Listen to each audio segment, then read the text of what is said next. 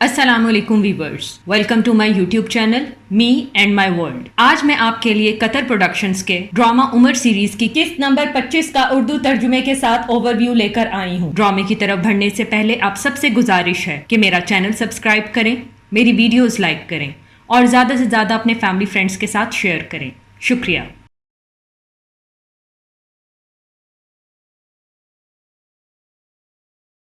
اس قسط کا آغاز ابو عبیدہ رضی اللہ تعالیٰ عنہ سے ہوتا ہے۔ لڑائی ختم ہونے کے بعد ابو عبیدہ رضی اللہ تعالیٰ عنہ خالد رضی اللہ تعالیٰ عنہ سے فرماتے ہیں کہ ہاں بالکل، یہ دن خدا کے دنوں میں سے ایک خاص دن تھا۔ انشاءاللہ اب ہمیں کوئی بھی نہیں روک پائے گا، یہاں تک کہ ہم دمشق، حمص، کنسرین اور بیت المقدس میں داخل ہو جائیں۔ شاباش ابو سلیمان، ابو بکر رضی اللہ تعالیٰ عنہ نے ٹھیک فرمایا تھا۔ انہوں نے کہا تھا کوئی بھی عورت خالد رضی اللہ تعالیٰ عنہ جیسا بہادر بیٹا دوبارہ پیدا نہیں کر پائے گی۔ خالد رضی اللہ تعالیٰ عنہ ابو عبیدہ رضی اللہ تعالیٰ عنہ کو جواباً کہتے ہیں کہ ہم اکیلی تلوار کے ذریعے یہ جیت حاصل نہیں کر سکتے تھے۔ خدا اس معاشرے کو ہارنے نہیں دیتا جس کے پاس ابو عبیدہ رضی اللہ تعالیٰ عنہ جیسا ایماندار شخص ہو۔ یہ کہہ کر خالد رضی اللہ تعالیٰ عنہ چلے جاتے ہیں اور عبیدہ رضی اللہ تعالیٰ عنہ تھوڑی دیر وہاں کھڑے سوچتے رہتے ہیں۔ ابو عبیدہ کشمکش کا شکار ہوتے ہیں کہ لشکر کو ابو بکر رضی اللہ تعالیٰ عنہ کی وفات کے بارے میں بتائیں یا نہ بتائیں۔ اس منظر میں خالد رضی اللہ تعالیٰ عنہ خواتین کے خیموں کی طرف جاتے ہیں۔ وہاں وہ خالد کو جیت کی مبارکباد دیتی ہیں، جس پر خالد انہیں کہتے ہیں خدا تم کو اس کا انعام دے جو تم نے آج کیا، تم لوگ بہترین مسلمان خواتین ہو۔ پھر خالد رضی اللہ تعالیٰ عنہ ام حکیم جو اکرمہ رضی اللہ تعالیٰ عنہ کی موت پر رو رہی ہوتی ہیں انہیں دلاسا دیتے ہوئے کہتے ہیں کہ خدا تمہیں صبر دے، یہ شام میں مسلمانوں کی ابتدا تھی اور یہ سب شام کی کنجیاں ہیں۔ آخری زمانے میں جب لوگ یرموک سے گزریں گے تو کہیں گے کہ یہاں رسول خدا کے صحابہ دفن ہیں، ان پر اللہ کی سلامتی ہو۔ اس کے بعد خالد ابو سفیان کے خیمے میں داخل ہونے کی اجازت مانگتے ہیں۔ اجازت ملنے پر خالد رضی اللہ تعالیٰ عنہ آ کر ابو سفیان کی خیریت دریافت کرتے ہوئے کہتے ہیں کہ تم جلدی ٹھیک ہو جاؤ گے، تم نے خدا کو اپنی آنکھ پیش کر کے معافی مانگی ہے۔ ابو سفیان فرماتے ہیں کہ یہ اسی کی ہے، مجھے برا نہ لگتا اگر وہ میری دونوں آنکھیں بھی لے لیتا، کیونکہ خدا نے ہمیں اب کامیابی سے نوازا ہے، اب تو رومی ہڑبڑاہٹ کا شکار ہوں گے، تم انہیں آرام کا موقع نہ دو۔ جس پر خالد رضی اللہ تعالیٰ عنہ انہیں کہتا ہے کہ انشاءاللہ ہم ایسا ہی کریں گے۔ پھر ابو سفیان ان سے اپنے بیٹے یزید کے بارے میں پوچھتا ہے کہ اس نے جنگ میں کیسا لڑا۔ خالد رضی اللہ تعالیٰ عنہ فرماتے ہیں کہ اس نے بہترین لڑا اور خدا سے اپنا عہد نبھایا، تم نے صحیح طور پر اسے اپنی آنکھ کا تارا بنایا ہے۔ ابو سفیان ہنستے ہوئے کہتے ہیں کہ کون سی آنکھ، اور سب ہنسنے لگتے ہیں۔ دوسری طرف ابو یزید ابو جندل کے پاس آتے ہیں جو جنگ کے دوران ہاتھ میں تیر لگنے سے زخمی ہو گئے تھے۔ ابو جندل رضی اللہ تعالیٰ عنہ اپنے والد کو کہتے ہیں کہ میں ٹھیک ہوں، خدا کا شکر ادا کرتا ہوں کہ اس نے مجھے خدا کی راہ میں لڑتا ہوا دیکھا، وہ بھی اپنے والد سہیل ابن عمر کے پیچھے۔ مجھے بہت خوشی ہوتی کہ میں اپنے بھائی عبداللہ کے ساتھ ایک شہید کے طور پر مل پاتا، لیکن خدا کچھ اور ہی چاہتا ہے۔ ابو یزید فرماتے ہیں کہ اسلام نے ہم سب کو کتنا بدل دیا ہے، میں خود کو ان پرانے دنوں میں دیکھتا ہوں جب میں لوگوں سے کہتا تھا کہ اپنے آباء و اجداد کا دین مت چھوڑو، ان کے راستے پر چلو اور مضبوطی سے جمے رہو۔ اب میں خدا کا شکر ادا کرتا ہوں کہ جس نے مجھے سیدھی راہ دکھائی کہ میں اپنے دونوں بیٹوں کی طرح اسلام کے راستے پر چل سکوں۔ مجھے اس پر شرم نہیں آتی کہ وہ مجھ سے پہلے مسلمان ہو گئے۔ اے میرے خدا، اپنی رحمت میرے بیٹے عبداللہ پر نازل فرما۔ یہ سن کر ابو جندل خوش ہو جاتے ہیں۔ اس منظر میں خالد رضی اللہ تعالیٰ عنہ ابو عبیدہ رضی اللہ تعالیٰ عنہ سے کہتے ہیں کہ تم یہ خبر مجھ سے کیوں چھپا رہے ہو جو میں نے دوسروں سے سنی ہے؟ پھر خدا سے دعا کرتے ہوئے کہتے ہیں کہ خدا ابو بکر رضی اللہ تعالیٰ عنہ پر اپنی رحمتیں برسائے، ہم سب اللہ کے ہیں اور اسی کی طرف لوٹ کر جانا ہے۔ وہ بے شک مجھے عمر رضی اللہ تعالیٰ عنہ سے زیادہ عزیز تھے، لیکن اب عمر رضی اللہ تعالیٰ عنہ خلیفہ ہیں اور خدا چاہتا ہے کہ میں ان کی اطاعت کروں۔ مجھے کوئی جھجک نہیں کہ میں سپاہیوں میں شامل ہو کر اپنے امیر ابو عبیدہ رضی اللہ تعالیٰ عنہ کے جھنڈے تلے لڑوں۔ میں یہاں عمر کی خاطر نہیں بلکہ اس کے خدا کی خاطر لڑ رہا ہوں۔ میں چاہتا ہوں کہ تم مجھے سیدھا راستہ بتاؤ اور کوئی بھی جھجک محسوس نہ کرو۔ ابو عبیدہ فرماتے ہیں ہم سب یہاں تمہاری سربراہی میں لڑ رہے ہیں۔ ہاں مجھے شرمندگی محسوس ہو رہی ہے، میں تمہاری اس عظیم فتح کی خوشی کو خراب نہیں کرنا چاہتا تھا جبکہ تم بذات خود خدا کی بے نیام تلوار ہو۔ ابو سلیمان فرماتے ہیں خدا جانتا ہے مجھے اس دنیا کے جلال کی خواہش نہیں، ہم آپس میں بھائی ہیں جو خدا کا حکم مانتے ہیں، تم میرے ساتھ अपना मकाम बरकरार रखो, हम तुम्हारी नसीहत के बगैर कोई भी मंसूबा और लड़ाई नहीं कर सकते। खालिद रजी अल्लाह ताला अन्हु फरमाते हैं, फिक्र मत करो अबू उबैदा, मैं कैसे तुम्हारी नाफरमानी कर सकता हूँ जबकि तुम ईमान लाने वाले और मुझसे पहले इस्लाम पर अमल करने वाले हो, और खुदा के रसूल सल्लल्लाहु अलैहि वसल्लम जिन्होंने तुम्हें इस्लामी मुआशरे का अमीन कहा था। फिर दूसरे साथियों की तरफ देखते हुए फरमाते हैं कि मैं अब चाहता हूँ कि तुम यहाँ मौजूद तमाम लोग शहादत दो कि मैं खुद को खुदा की राह में सुपुर्द कर रहा हूँ और मैं कभी भी अबू उबैदा तुम्हारी मुखालफत नहीं करूँगा। अबू उबैदा खालिद का माथा चूमते हैं और फिर खालिद अबू उबैदा का माथा चूमते हैं। इस मंजर में रोम का बादशाह सिपाही को कहता है कि तुम इससे वाकिफ हो कि यरमुक में हमारे साथ क्या हुआ। कुछ मामला फलस्तीनिया में रूनुमा हुए जो मुझे इस पर मजबूर कर रहे हैं कि मैं कोई देर किए बगैर वापस चला जाऊं और मैं वहीं से निशानदही करूंगा कि यहाँ शाम में अब तक क्या हुआ है। मैं जितनी मुमकिन हुआ मदद भेजूंगा। मुसलमानों को रोको, उनको मसरूफ रखो जब तक रख सकते हो। हमारे लश्कर को इतना नुकसान कभी ना हुआ जितना इस दफा हुआ है और ये थोड़े वक्त में बहाल नहीं किया जा सकता। वही होता है जो खुदा की मर्जी हो। ये सुनकर सिपाही चला जाता है और बादशाह कहता है, अलविदा सरजमीन शाम, अब मैं तुम्हें कभी फिर ना देख पाऊंगा। इस मंजर में उमर रजी अल्लाह ताला अन्हु बाजार में एक दुकान में आते हैं और दुकानदार से पूछते हैं कि एक दिरहम में कितना दोगे, जिस पर दुकानदार जवाब देता है 2 छोटे पैमाने। उमर रजी अल्लाह ताला अन्हु गुस्से में फरमाते हैं कि एक दिरहम में 2 छोटे पैमाने, इतना महंगा क्यों? दुकानदार कहता है, मैं किसी पर जबरदस्ती नहीं कर रहा, किसी को मेरी चीज महंगी लग रही है तो वो कहीं और चला जाए। उमर रजी अल्लाह ताला अन्हु फरमाते हैं, अगर कोई कम रकम में बेच रहा है तो तुम अपनी चीज इतनी महंगी नहीं बेच सकते, वरना बसूरत तुम्हारे पास कोई गाहक नहीं आएगा। मैं जानता हूँ कि तुम क्या कर रहे हो। जब जमींदार अपना अनाज मदीना लेकर आते हैं तो तुम इन लोगों से एक दफा ही सब माल खरीद लेते हो ताकि सिर्फ तुम्हारी इजारादारी हो। तुम बेवाओं और गरीब लोगों से उनका माल रख लेते हो। खुदा की कसम, हमारे बाजार में कोई इजारादारी ना होगी। फिर आवाम से मुखातिब होकर कहते हैं कि तुम में से जो कोई भी मदीना में अपना अनाज बेचने आता है वो उमर का मेहमान है। वो जो बेचना चाहता है बेचे और जो खरीदना चाहता है खरीदे। फिर दुकानदार को हुक्म देते हैं कि एक दिरहम में 4 छोटे पैमाने बेचो, वरना हमारे बाजार से चले जाओ, बसूरत दीगर सजा दी जाएगी। दुकानदार कहता है, मुझे माफ कर दें, मुझे नहीं पता था कि ये जुल्म और हराम है। उमर रजी अल्लाह ताला अन्हु कहते हैं, और वो भी हराम है जो तुम जमींदारों और गरीबों के साथ करते हो। फिर अवाम को कहते हैं कि ए लोगो जो बाजार में मौजूद है, कि तुम में से कोई भी हमारे बाजार में अपना सामान बेचना चाहता है, इसे अच्छी तरह पता होना चाहिए कि तिजारत में क्या चीज हराम है और क्या हलाल है। इस तरह इस काम में जुल्म का कोई अंदेशा ना होगा, वरना वो सूदखोरी और गैर कानूनी कमाई का मुर्तकिब होगा, चाहे वो खुशी से हो या ना हो। क्या तुम लोगों ने सुना जो मैंने कहा?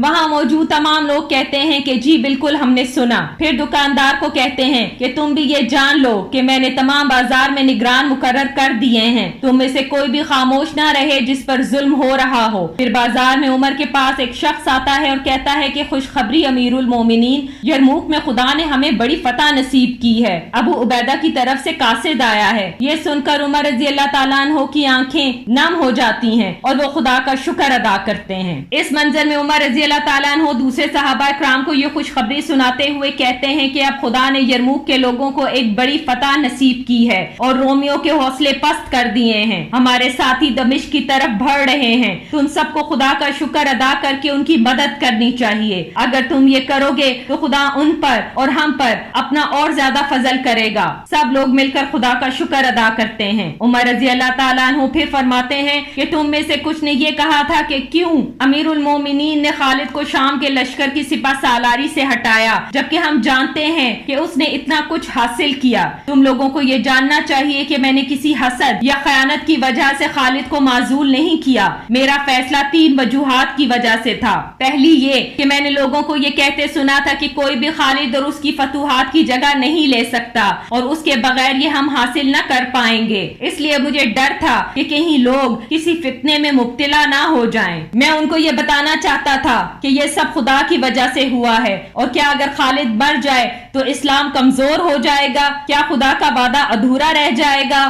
وہ قومیں جو اپنے تمام معاملات ایک شخص کے اوپر چھوڑ دے ختم ہو جاتی ہیں، فنا ہو جاتی ہیں۔ جب وہ شخص چلا جاتا ہے تو سارا نظام درہم برہم ہو جاتا ہے۔ دوسری وجہ یہ کہ خالد فوج کی سپہ سالاری اور گورنر کے اقتدار کے سوال پر مجھ سے مختلف رائے رکھتا ہے۔ وہ اپنی رائے پر قائم ہے اور اس سے پیچھے نہیں ہٹتا۔ وہ سمجھتا ہے کہ گورنر کو خود مختار ہونا چاہیے اور جیسا کہ وہ سوچتا ہے ویسے ہی اس علاقے کے معاملات کو حل کرنا چاہیے، خلیفہ کی منظوری کے بغیر۔ اور رہی میری بات، مجھے یقین ہے کہ خلیفہ خدا کو جواب دہ ہے، اپنے گورنر کے لیے، اپنے سپہ سالار کے لیے، سب کے اعمال کے لیے۔ اور تیسری وجہ یہ ہے کہ گورنر اور سپہ سالار کو صرف فوج اور جنگ کے منصوبے میں ہی آگے نہیں بڑھنا چاہیے، ہم سب کو مجموعی طور پر جنگ سے پرہیز کرنا چاہیے، کیونکہ ہمارا مقصد لوگوں کو نصیحت دینا اور اسلام کو پھیلانا ہے۔ گورنر اور سپہ سالار بھی لوگوں کے امور کو سنبھالنے کے ذمہ دار ہیں۔ شام اسلامی مملکت کا حصہ بن چکا ہے،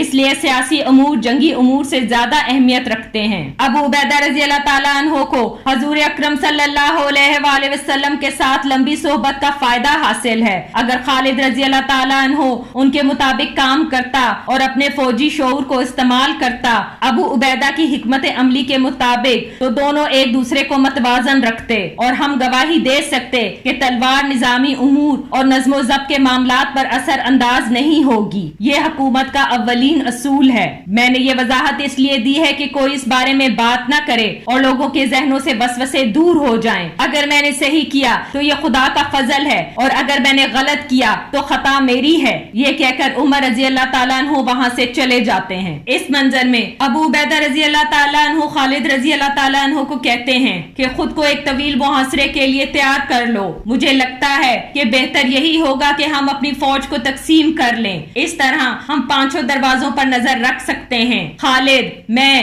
عمر، یزید اور شرابیل، ہر آدمی ایک ایک دروازے پر ہوگا۔ اتنے میں ایک شخص آتا ہے اور پوچھتا ہے کہ سپہ سالار کون ہے؟ ابو عبیدہ رضی اللہ تعالیٰ عنہ فرماتے ہیں بولو، خدا تمہیں ہدایت دے۔ وہ شخص پھر کہتا ہے کہ ہم شام کے عرب سے تعلق رکھتے ہیں، بنی غسان کے قبیلے الجفنا سے۔ ابو عبیدہ فرماتے ہیں اچھے لوگ، امیر اور اچھے بادشاہ۔ اسلام سے پہلے ہمارے لوگوں کی اچھی مہمان نوازی ہوتی تھی جب وہ تجارتی کاروان کے ساتھ آتے تھے۔ وہ شخص کہتا ہے اسی لیے ہم آپ کے پاس آئے ہیں۔ بے شک ہم اسی مذہب کو مانتے ہیں جو رومی مانتے ہیں۔ ہم اور آپ اپنے آباء و اجداد اور زبان سے ملتے ہیں۔ ہم ان سے ان کی آمرانہ حکومت کی وجہ سے نفرت کرتے ہیں۔ وہ ہمیں تکبر کی نگاہ سے دیکھتے ہیں جبکہ ہم حسب و نسب رکھنے والے لوگ اور زمین کے مالک ہیں۔ ہم نے آپ لوگوں کے مساوی حکمت عملی پر غور کیا ہے شام کے علاقوں میں، اسی لیے ہم آپ لوگوں کے ساتھ شامل ہونا چاہتے ہیں۔ ہم ایک بہت بڑی فوج رکھتے ہیں اور ہمارے پاس محاصرہ کرنے کے لیے جن آلہ جات کی ضرورت ہے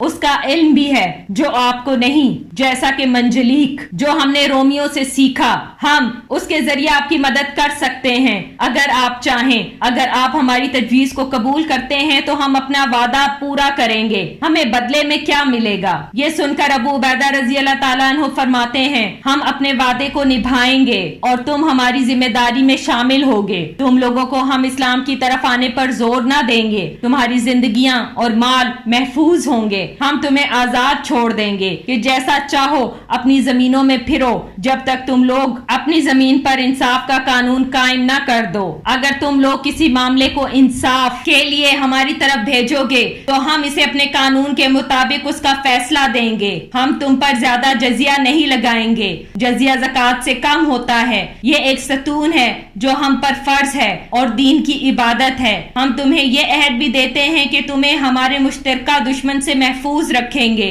اگر ہم نہیں کر پائے تو ہم تم سے کچھ نہ لیں گے۔ وہ شخص سن کر کہتا ہے کہ ہمیں یہ ساری شرائط منظور ہیں۔ دوسری طرف رومی بادشاہ کہتا ہے کہ اگر کھانے کی بات ہو تو ہمارے پاس اتنا کھانا ہے کہ اگلے 6 ماہ گزر جائیں، بعد میں سردیاں آنے والی ہیں، یہ لوگ گرم علاقوں سے آئے ہیں، یہ سردیاں برداشت نہ کر پائیں گے کیونکہ وہ صحرا سے ہیں اور ان کے پاس محاصرے کے آلات بھی نہیں ہیں۔ اس کا مطلب ہے کہ ہم اپنے شہروں میں محفوظ ہیں۔ اس منظر میں ایک عورت بازار میں جا رہی ہوتی ہے کہ وہ دیکھتی ہے کہ دکاندار پانی ملا ہوا دودھ ایک عورت کو بیچ رہا ہوتا ہے۔ وہ عورت خریدار عورت کے پاس جاتی ہے اور کہتی ہے کہ یہ دودھ اسے واپس کر دو، اور پھر دکاندار کو کہتی ہے کہ اس دودھ میں پانی ملا ہوا ہے، تم نہیں جانتے اس طرح کی حرکت حرام ہے اور خدا اس کی سزا دے گا، اسے اس کی رقم واپس کر دو۔ اگر تم چاہو تو یہ دودھ اپنے گھر لے جاؤ اور اپنے خاندان والوں کو دے دو، اگر تم ایسا نہیں کرو گے تو میں اسے یہی بہا دوں گی اور حکم دوں گی کہ تمہارے لیے کہ تمہیں بازار میں لوگوں کے سامنے کوڑے مارے جائیں، اور اگر تم نے یہ دوبارہ کیا تو میں تمہیں بازار سے باہر نکلوا دوں گی اور سزا بھی دوں گی۔ دکاندار کہتا ہے تم میرے کام میں مداخلت کیوں کر رہی ہو؟ تم مجھے حکم دینے والی کون ہوتی ہو؟ اتنے میں عمر رضی اللہ تعالیٰ عنہ بھی وہاں آ جاتے ہیں اور کہتے ہیں سبحان اللہ،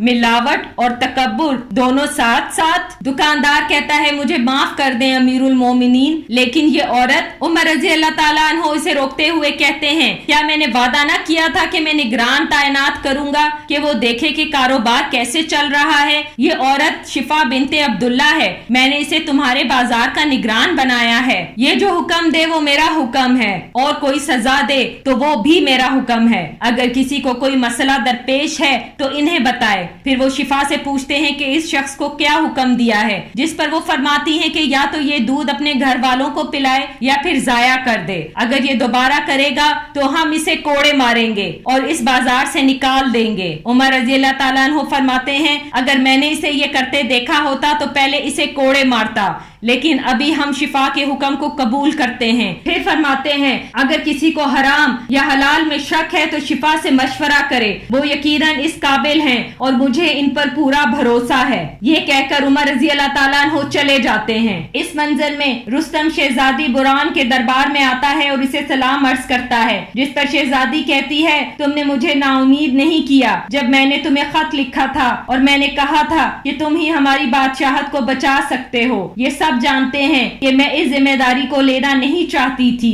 جب تک کہ ملکہ ازار میں دخت اور اس کے سپاہ سالار سیاوش اس ریاست کو ختم کرنا چاہتے تھے اور انہوں نے ہر قسم کا خطرہ پیدا کیا۔ پھر ان اعلیٰ شخصیات جو دربار میں موجود ہیں انہوں نے اکٹھا ہو کر یہ مملکت میرے حوالے کی، کیونکہ یہ جانتے ہیں کہ مجھے ملکہ بننے کی خواہش نہیں، لیکن میں فارس کو بچانا چاہتی ہوں، اس لیے ضروری ہے کہ ملکہ اور اس کے سپاہ سالار سے جان چھڑوائی جا سکے اور فارس کی سلطنت کے حصول کی اس طویل جنگ کو ختم کرنا بھی ضروری تھا۔ رستم کہتا ہے یہ کام تو پورا ہو چکا، ہم نے ملکہ اور سپاہ سالار سے جان چھڑوا لی، میرے والد اس کے پہلے شکار تھے، اس سے زیادہ خوشی کی کوئی بات نہیں کہ میں نے اسے قتل کیا۔ ان عظیم لوگوں نے بہت اچھا کیا آپ کے ساتھ شامل ہو کر، میں ان کی طرح آپ کی خدمت کروں گا، آپ مجھے حکم دیں۔ اتنے میں فیروزان کہتا ہے یہ اس جگہ تک نہ پہنچ پاتے اگر ہم ان کا ساتھ نہ دیتے، ہمارے عظیم بادشاہ چلے گئے اور ان کا تخت کامیاب ہونے والوں کی ملکیت ہے، ہر امیر دوسرے کو شکست دینے کی کوشش کرتا رہا۔ شہزادی کہتی ہے تھوڑا سا ہی صحیح ان کو محسوس تو ہوا کہ انہوں نے خود ہی اپنا تخت عرب کے حوالے کر دیا،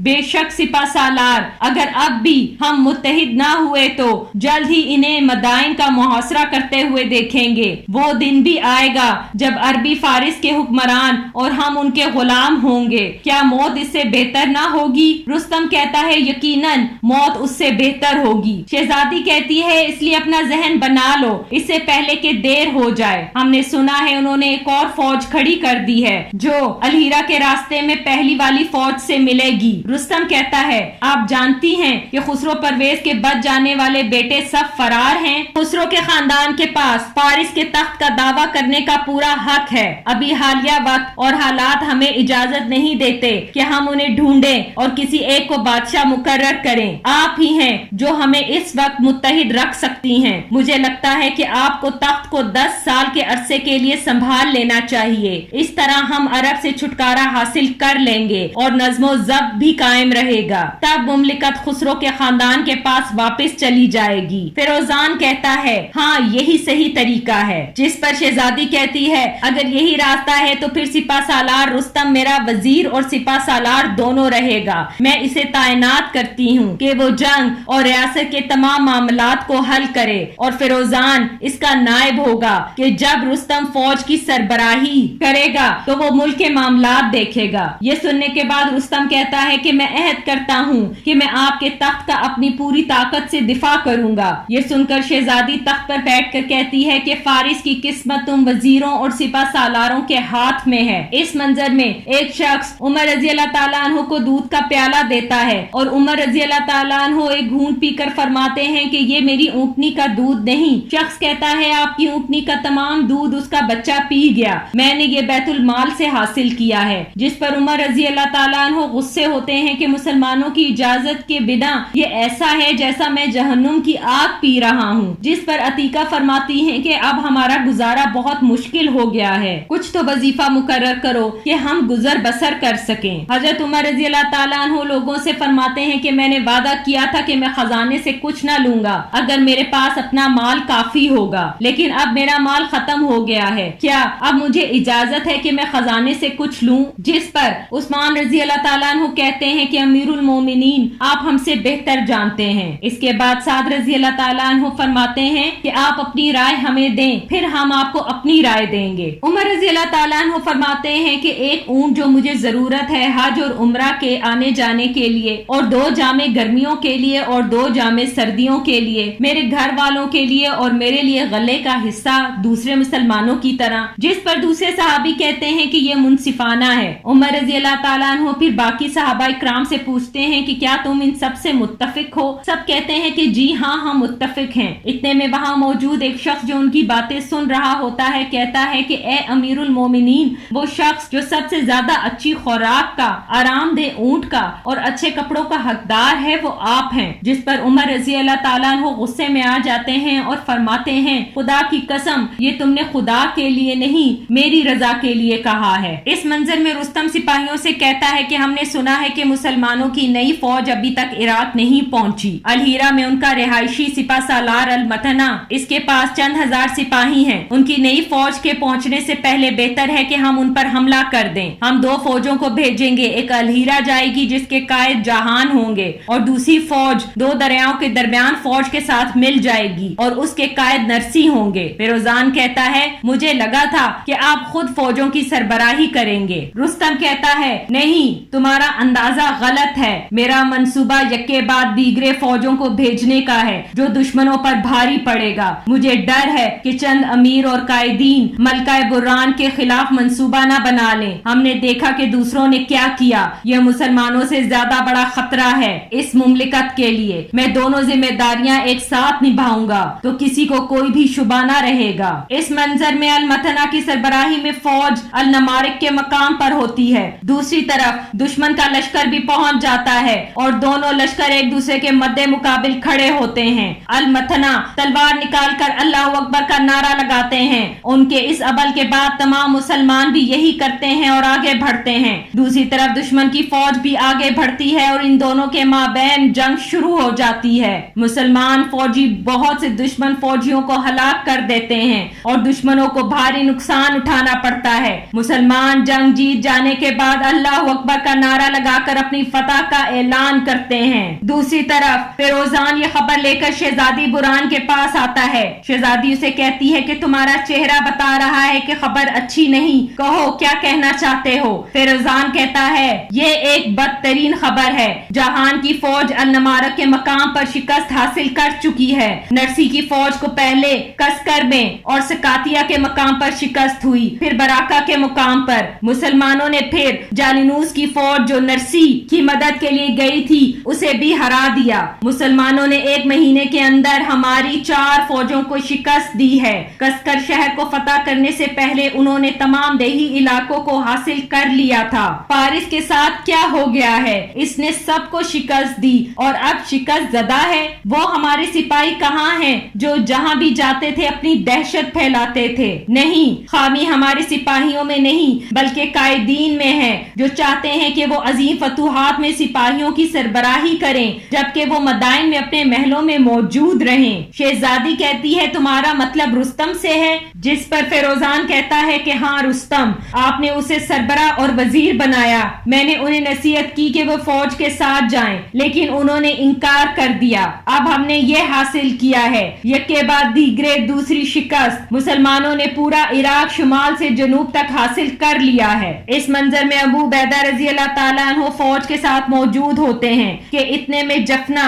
कबीले के लोग वो जंगी साजो सामान ले आते हैं। अबू उबैदा उनसे पूछते हैं कि बताओ बताओ ये काम कैसे करेंगे, जिस पर 2 सिपाही इन्हें मंजलीक इस्तेमाल करना सिखाते हैं। इस्तेमाल करने पर महल की दीवार पर मौजूद बहुत से सिपाही नीचे गिर जाते हैं। ये खबर सुनकर रोमी बादशाह गुस्से में आ जाता है और कहता है, खुदा की कसम, अगर मुसलमान वापस लौट गए तो मैं उन तमाम अरबी शामियों को सजा दूंगा जिन्होंने उनकी मदद की, जिन्हें मुसलमानों के साथ बाहर देखा गया है। मुझे कोई शुबा नहीं उनमें से कुछ यहाँ भी मौजूद हैं। इस मंजर में शहजादी, जो कि अब मलका बुरान है, रुस्तम से कहती है कि मैंने तुम्हें तमाम कायदीन और अमीरों से बालातर रखा। मैं ये नहीं कहना चाहती थी, लेकिन तुमने मुझे मायूस किया। इस तरह से मुसलसल शिकस्त। ये सुनकर रुस्तम कहता है कि जंग अभी भी मुतवाजन है। मुझे नरसी, जहान, जालिनूस और महसूल इकट्ठा करने वालों ने नाकाम बना दिया। मलका बुरान कहती है,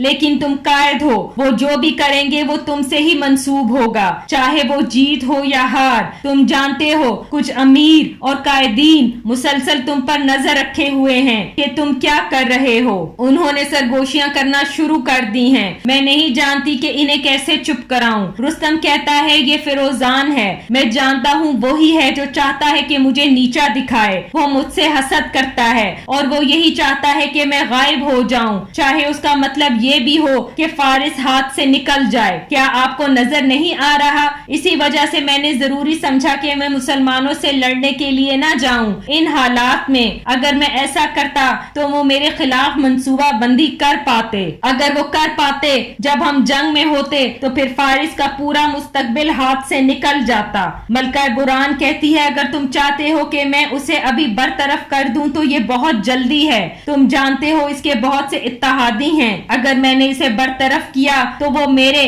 और तुम्हारे खिलाफ बगावत करेंगे और ये फारिस का इंजाम होगा। अब सब ये चाहते हैं कि तुम मुसलमानों पर एक बड़ी फतह हासिल करो। उस जंग में जीत हमारी जीत होगी, उन लोगों पर भी जिनकी यहाँ ख्वाहिशात हैं। इसके अलावा दूसरा कोई रास्ता नहीं है। इसके साथ ही इस किस्त का इख्तिताम होता है। आखिर में आप सबसे गुजारिश है कि मेरा चैनल सब्सक्राइब करें, मेरी वीडियोस लाइक करें और ज्यादा से ज्यादा अपने फैमिली फ्रेंड्स के साथ शेयर करें। अगली किस्त तक के लिए अपना ख्याल रखें। शुक्रिया।